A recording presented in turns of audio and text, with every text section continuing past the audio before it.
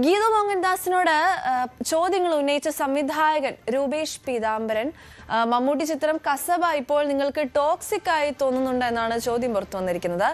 മമ്മൂട്ടി ചിത്രമായ കസബയിലെ വിവാദമായ രംഗം പോസ്റ്റ് ചെയ്തുകൊണ്ടാണ് രൂപേഷിന്റെ ചോദ്യം. വാർത്തയുടെ കൂടുതൽ വിവരങ്ങളുമായി MS ഹരികൃഷ്ണനാണ് നമ്മളോടൊപ്പം ചേരുന്നത്. Hari, good morning. എന്തൊക്കെയാണ് ഇതുമായി ബന്ധപ്പെട്ടുള്ള കൂടുതൽ വിവരങ്ങൾ? ഹരി,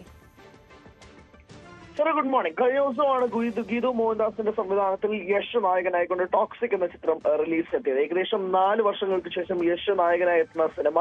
ഈ 4 വർഷവും യശ് ഈ ചിത്രത്തിന്റെ പുറകെ തന്നെയായിരുന്നു. എന്നാൽ വളരെ അപ്രതീക്ഷിതമായിട്ട് കഴിഞ്ഞ ദിവസം രാവിലെ മുതൽ തന്നെ ചിത്രത്തിന് ഇന്ത്യ ഒട്ടാകെ കിട്ടുന്നത് വളരെയധികം നെഗറ്റീവ് റെസ്പോൺസ് ആണ്. സമ്മിശ്ര പ്രതികരണം എന്ന് പോലും പറയാൻ കഴിയാത്ത രീതിയിൽ ഇന്ത്യ ഒട്ടാകെയുള്ള പ്രധാനപ്പെട്ട റിവ്യൂവേഴ്സും തിയേറ്റർ റെസ്പോൺസിൽ വരുന്ന പ്രേക്ഷകരുടെ പ്രതികരണവും ഒക്കെ തന്നെ മറു രീതിയിലായിരുന്നു. പ്രതീക്ഷിച്ചതിനേക്കാൾ വിപരീതമായിട്ടായിരുന്നു വന്നത്. ഏകദേശം 500 കോടി രൂപ ബഡ്ജറ്റിൽ ഒരുക്കപ്പെട്ട സിനിമയും കൂടിയായിരുന്നു അത്.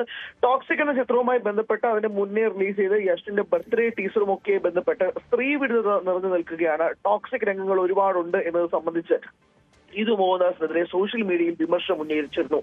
കഴിഞ്ഞ ദിവസം കൊച്ചിയിൽ പ്രീ റിലീസ് ഇവന്റുമായി ബന്ധപ്പെട്ട് ഗീതു മോഹൻദാസ് എത്തിയപ്പോൾ പോലും ഈ ചോദ്യങ്ങൾ ഉന്നയിച്ചിരുന്നു.